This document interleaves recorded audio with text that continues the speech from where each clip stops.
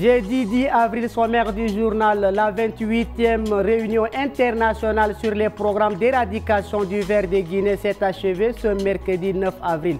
Le Tchad, en première ligne dans ce combat, a accueilli des délégations de plusieurs pays de la sous-région avec pour objectif éliminer cette maladie parasitaire. À Haras, dans la province du Salamat, forces de défense et population s'unissent pour lutter contre l'insécurité et le phénomène des coupeurs de route après l'assassinat de 2 gendarmes.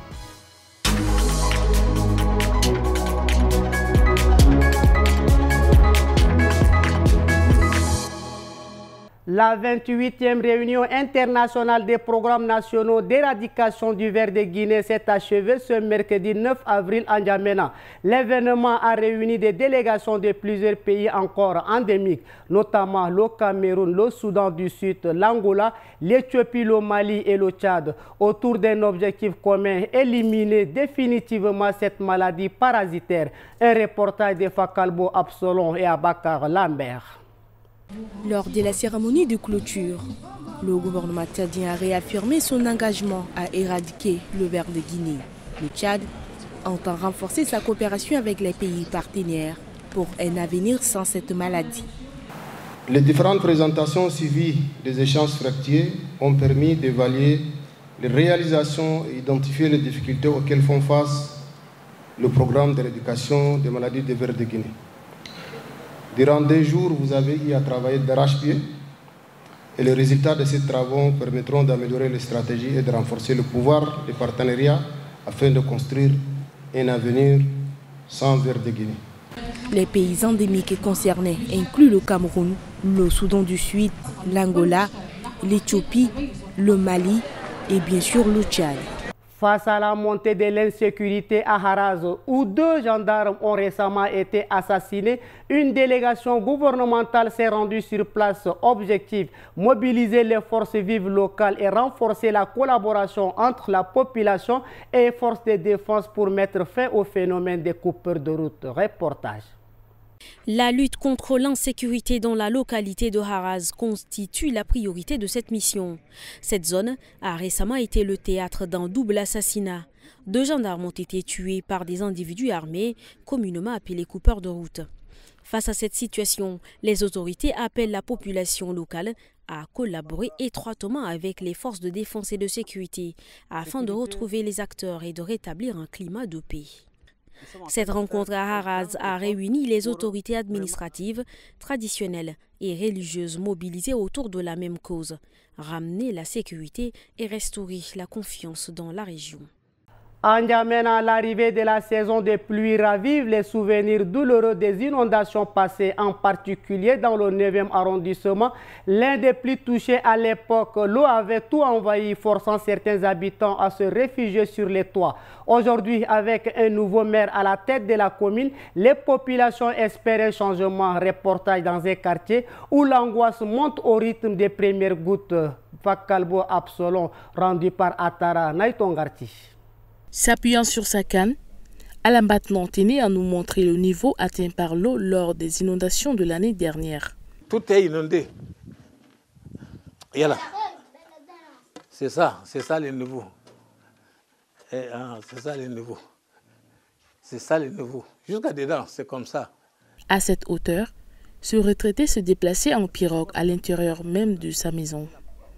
Il passait ses nuits sur le toit, refusant catégoriquement d'être évacué.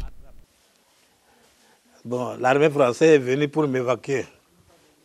Moi, j'ai dit, je vais aller chez qui? Normalement, ce sont mes enfants qui vont venir envers moi et mes cousins. Moi, à mon âge, là, je vais m'exiler, c'est quelqu'un-là. Je ne peux pas aller refuser ce quelqu'un. Donc, c'est comme ça que je suis resté sur le toit. Un calvaire qu'il espère ne pas revivre cette année avec l'élection du nouveau maire de la commune. Le 9e arrondissement est l'un des épicentres des inondations en N'Djamena. À chaque saison des pluies, les habitants vivent dans la crainte et serrent les dents.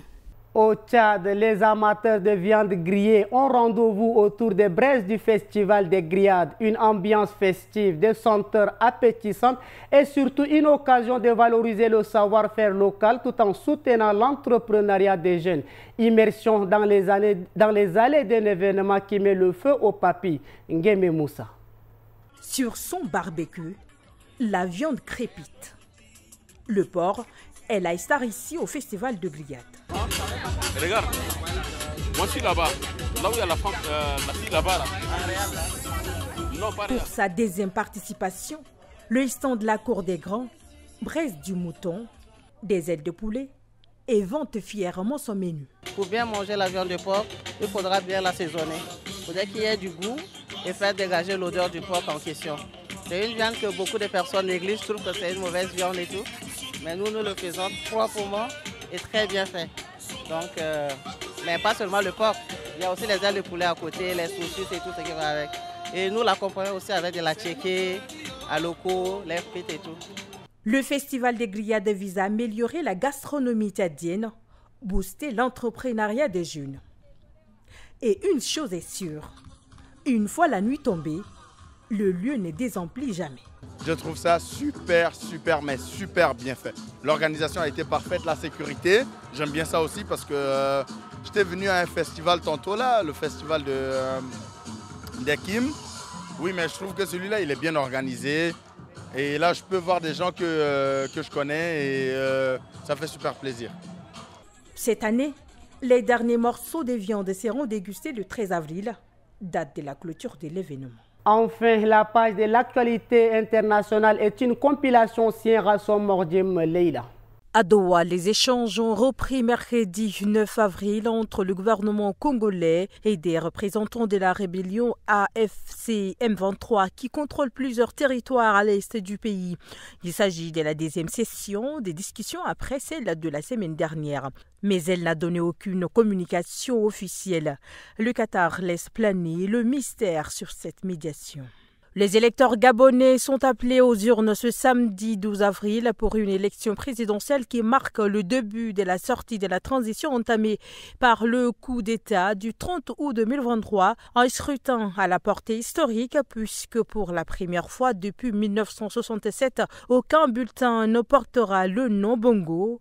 8 candidats sont en liste dont le chef de la transition Brice Clotaire Olympio Nguema, rallié par la quasi-totalité des forces politiques et de la société civile. Cette échéance se présente dans un calme qui tranche avec l'effervescence des précédents scrutins. Pour finir au Nigeria, le président Bola Tinubu tente de restructurer le secteur pétrolier à la peine alors que la production nationale est à plus bas et que les prix du brut sont en chute libre après l'annonce des nouveaux tarifs douaniers de Donald Trump. Il y a une semaine, le chef de l'État nigérien a limogé une dizaine de hauts cadres de la compagnie pétrolière nationale, la NNPC, et le gouvernement fédéral a annoncé hier mercredi que les raffineries locales pourront continuer à payer en devises locales pour s'approvisionner en pétrole brut. C'est tout pour cette édition. Merci de votre fidélité et bonne suite de programmes sur notre antenne.